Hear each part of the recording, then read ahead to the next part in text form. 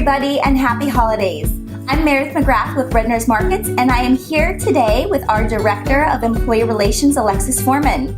Hi, Alexis. How are you doing? Hi, I'm great. How are you? Good. And I hear that you are a mom of 3. Yes. And of course, like everybody's favorite pastime, you love to bake cookies at Christmas. I do, yes. It's something that we enjoy doing together every year, and the recipe's been in our family for quite some time. Great. Well, thank you for sharing it with us, and let's get started. Okay, great.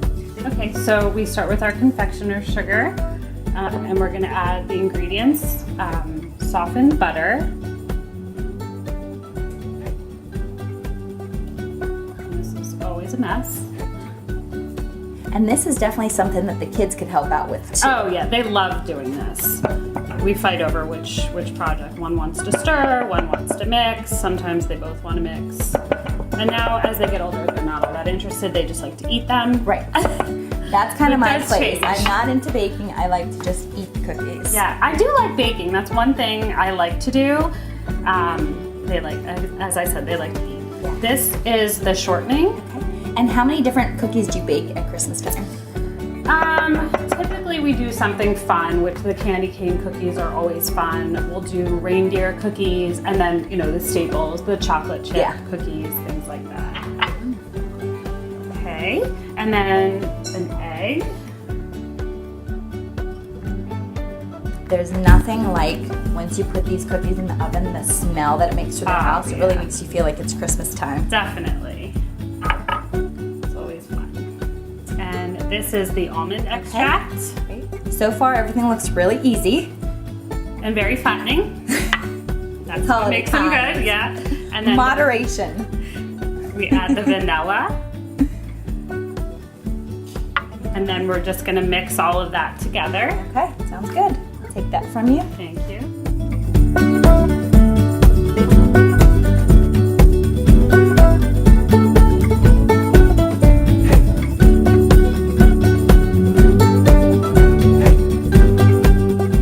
Now that we have all of this mixed, we're gonna add the flour and the salt. And I just add a little bit at a time. I could help you. Okay, great. I'm sure this is something that your kids do to help mom. Well, usually I'm the poorer because they get a little crazy and overdo it. Just keep pouring it in a little at a time. Yeah, of course I'm not so good at it yet either. And how many cookies does this make? It makes about 4 dozen. It just depends on how big or small you want your candy cane cookies. Okay. Well, that's perfect for cookie exchange. Yes, yes. So this is a nice recipe that you can use and take to a cookie swap and have plenty. Yeah, and they really share. stand out because it's something a lot of people, you know, don't make these days. That's okay. This is all about cookie baking. We make a mess. That's what's I'm fun. usually a messy baker. Oh, that almond extract smells awesome. These are my favorite. They not only look very pretty, but they taste amazing. And, you know, we'll add candy cane pieces later, but some, you know, you can do some with or without, depending. Okay, once the dough is completely mixed, we separate it into 2 small bowls. Okay. And we have red food coloring that we're gonna add to one of the bowls. So I'll do that. I'm sure red food coloring gets a lot of use at the holiday times in your house. Yes, and it's very messy, so you really want to make sure you get it in the bowl and not on your skin.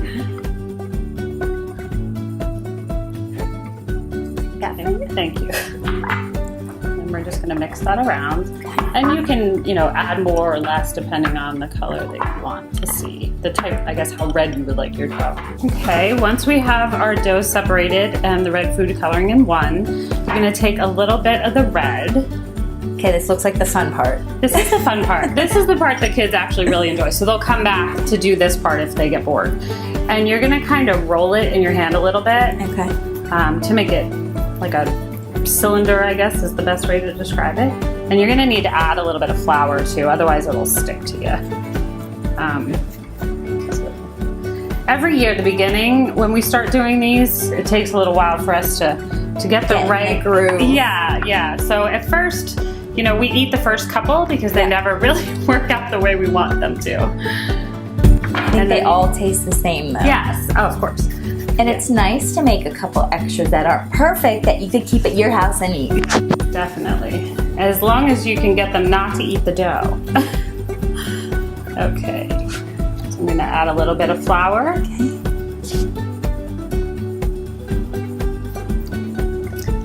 And so you want them somewhat similar again. And then you're just going to take the ends and gently twist so they start almost like a spiral.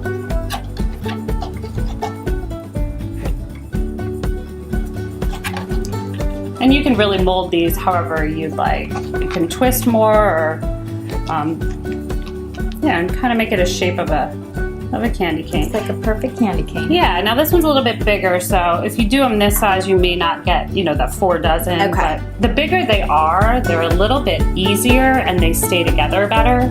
And you can twist a little more and get more spirals, but as we continue to make them, they get a little nicer. All right, well, let's get rolling.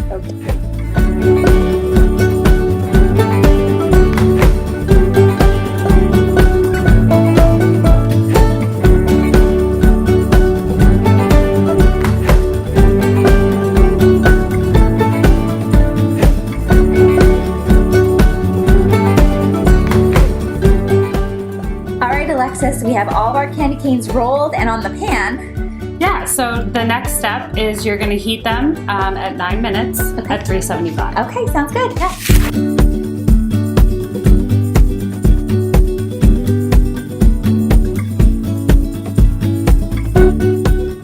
Okay, once they're out of the oven, you're just going to take your candy cane and sugar mixture. We just crush them in the food processor, and you're just going to sprinkle them. They smell great and look super cute, even the ones that I did. Oh, you did great. You did really great. Yeah, they're very, very cute. They definitely make a statement, and they taste so good. Well, these cookies look great. Thank you. Alexis, thank you so much for sharing your family's recipe with us today. Yeah, it was a lot of fun. Hope you enjoy it. Thanks. Happy holidays, everyone.